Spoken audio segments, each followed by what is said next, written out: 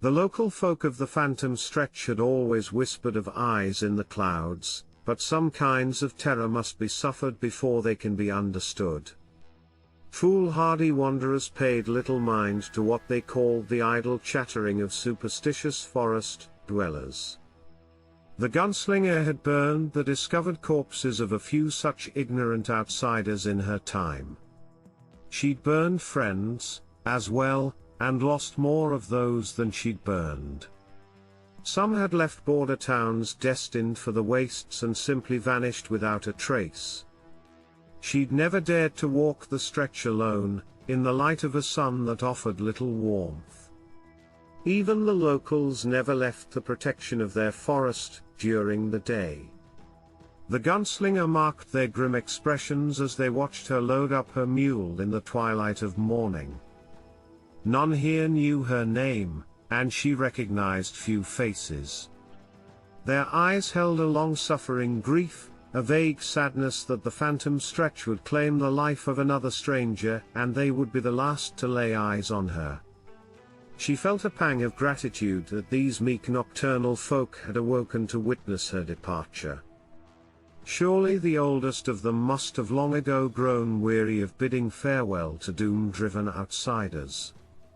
None dared try to stop her, of course.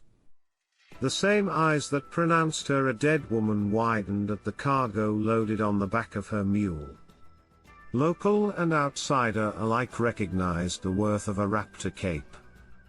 She'd skinned the beast only minutes ago, after days of tracking through the dense winter woods. The cape was worth its weight in gold unless she failed to cross the stretch and reach a border town before sunset. Raptors spent their nights buried in the dirt and only walked the world under sunlight, vulnerable as they were to the gloom of nighttime. The rising moon would make dust out of the cape. She'd seen other specimens in the collections of wealthy townsfolk, carefully preserved underground. If the gunslinger could get the cape under an inn's sturdy roof before nightfall, then she'd be able to seek out an interested buyer. After years of living on scraps and hunting meager bounties to get by, she'd be able to build something of a life for herself. All that stood in her way was the phantom stretch. Eyes in the clouds, whispered the locals. Ghosts of the sunlight. In the border towns, people laughed at such stories. Backwards superstition. An invented tale, to hide the bitter truth that older villagers sometimes walked out into the cold with nothing but the clothes on their backs, so that their families would not starve. Better to say they had been snatched up by ghosts that none had ever seen. The gunslinger knew better. Had any soul ever brought back tales of what it felt like to fall off the sky-straddling cliffs of Otro Gavs? Did a condemned man pen recollections of the executioner's axe passing through his neck? That no one had ever seen these ghosts and lived spoke only to the dangers of her quest. The village elder peeled off from the watching crowd, his walking stick making perfect little circles in the snow. The gunslinger was strapping her gear onto her mule when he tapped her ammo belt with the end of his stick. How many left? 3, the gunslinger answered. Most of her bullets were deeper in the forest, left inside the corpses of the wicked weasel wolves that often harried hunters. She'd shot the last one down just before its teeth would have socketed into her calf. Will 3 be enough? You believe in the cloud ghosts. I know that you people believe in them. I know you've lived generations walking the stretch, but never during the day. Has to be a reason. Why not ghosts from the sky? If you believe, then you'll wait until dark. There was a pleading note in his voice. The gunslinger couldn't meet his eyes, couldn't suffer the despair in their watery depths. You want to be the wise outsider. The one that heeded our warnings, the one that lived. Then accept our hospitality, gladly offered. Weather out the daylight in the safety of our home. Let that cape meet the moon rise and crumble into nothing. She knelt to attach snowshoes to her mule's hooves. The snow would be deep out there in the wastes. Too deep for riding horses, or else she might have ridden across in a fraction of the time. The elder turned away. Then let the stretch claim yet another fool. We wash our hands of you. The gunslinger didn't look at the grim-faced villagers again until she had her mule's reins in hand.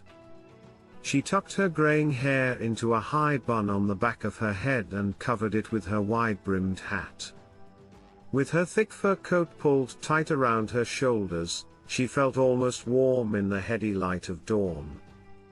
Almost?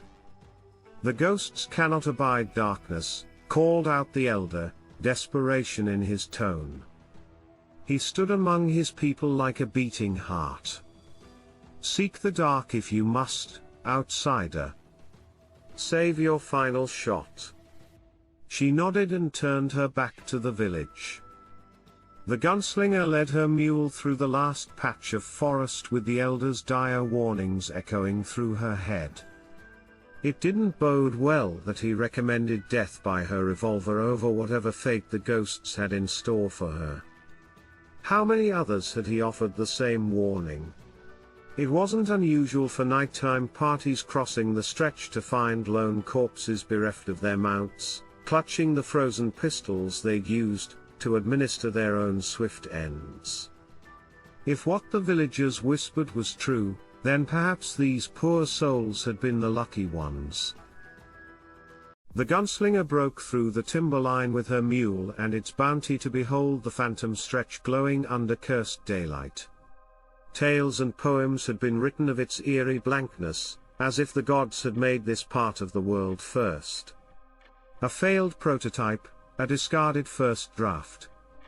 There were no features to distinguish the landscape, no copses of evergreens or jagged glaciers, only the rising snow-covered land, only a steady cold climb with no cover. The elder had been mad to speak of hiding in the darkness. This was a place without shade, where the clouds cast no shadows, where there was no escaping the gaze of the yearning sky. She felt eyes crawling on her as soon as she stepped out of the last tree's shadow. In the forest she'd been a hunter, a predator. Even the foul spirits of those weasel wolves had been forced to acknowledge her superiority.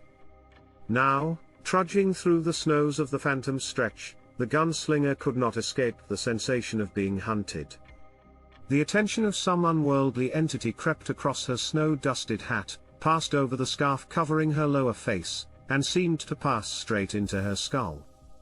Was it her imagination, or did spectral fingers stretch down from the clouds to reach inside her head?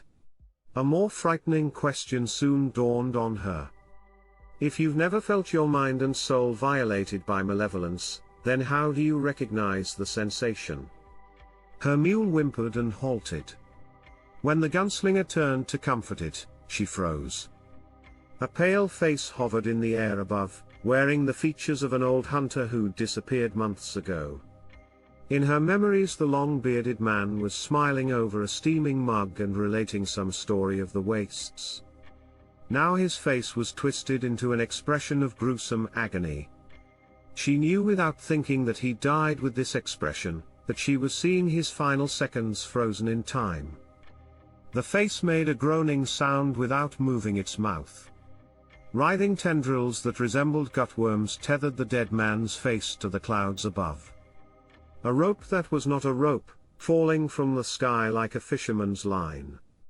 She made the mistake of meeting the face's eyes just as she realized it was much too big to fit on any human neck. It moved without sound, faster than her eyes could follow. Rubbery lips closed around her forehead and something like a tongue slithered around the brim of her hat, trying to find a way in. The gunslinger drew her revolver and fired twice. She barely heard her mule scream over the ringing in her ears. Her back hit the packed snow and she scrambled away, deaf from the gun's discharge and half blind with panic. Her mule screamed again, this time in torment. The gunslinger's eyes found the quivering cloud tether and followed it down.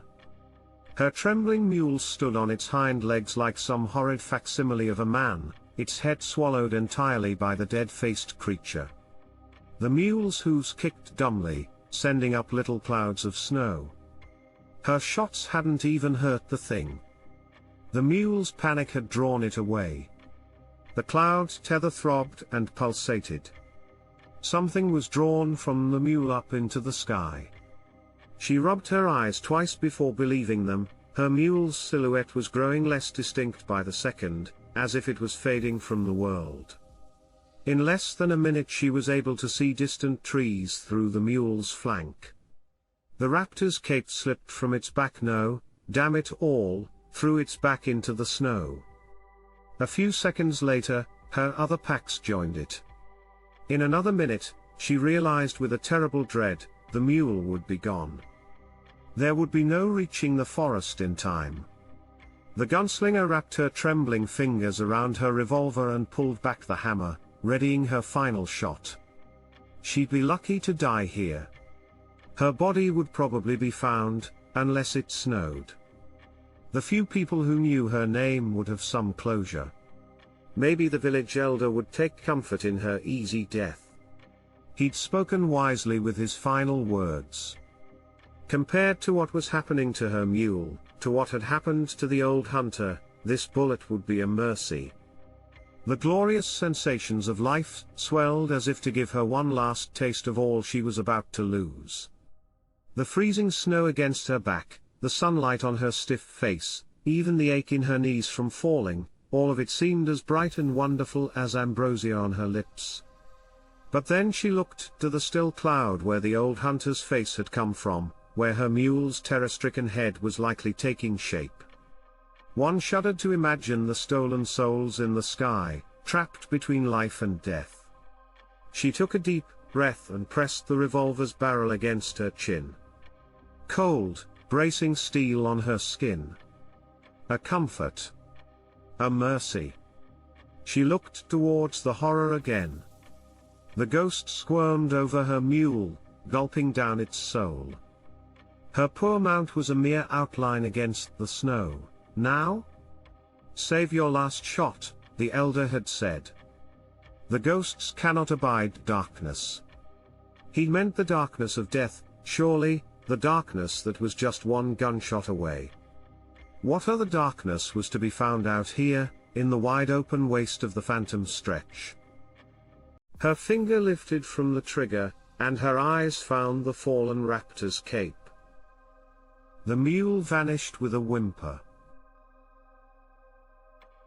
If her mule's terror had lured the creature away before, then her surge of confidence must have stunned it now.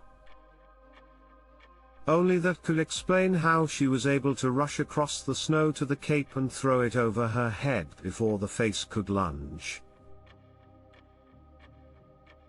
At the last second, it twisted towards her with something indescribable dripping from its beard. The gunslinger's nose filled with the scent of blood and that gamey aroma unique to raptors.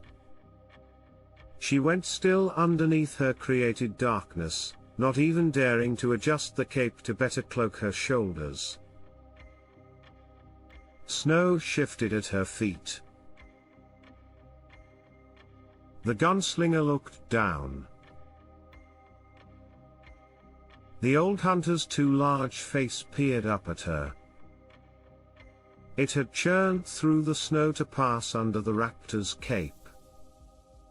As the shadow fell on it, that expression of final death finally unfroze.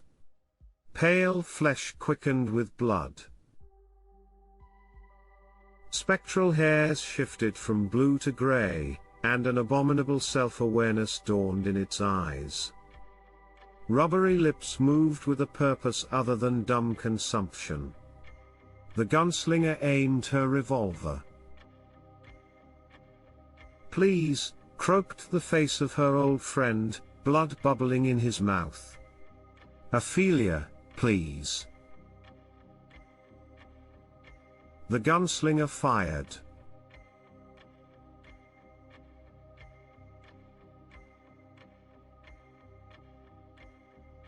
The cape was ruined? Such things tended to happen when the sky rained blood over a curiously specific area of the phantom stretch.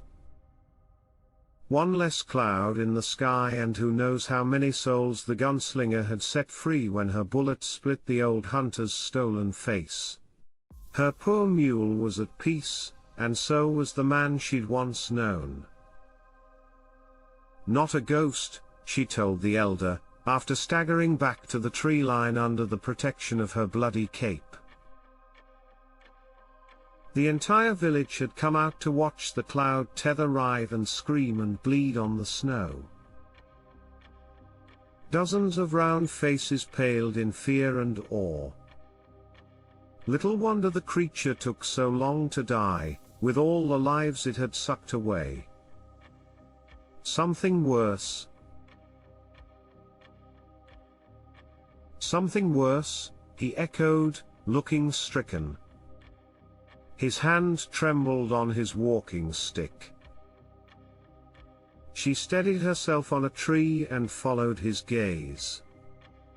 The other villagers were watching the wicked thing die, but the elder looked to the other clouds above the phantom stretch, the other hungry shapes that cast no shadows, that watched living souls hide in the meager protection of darkness.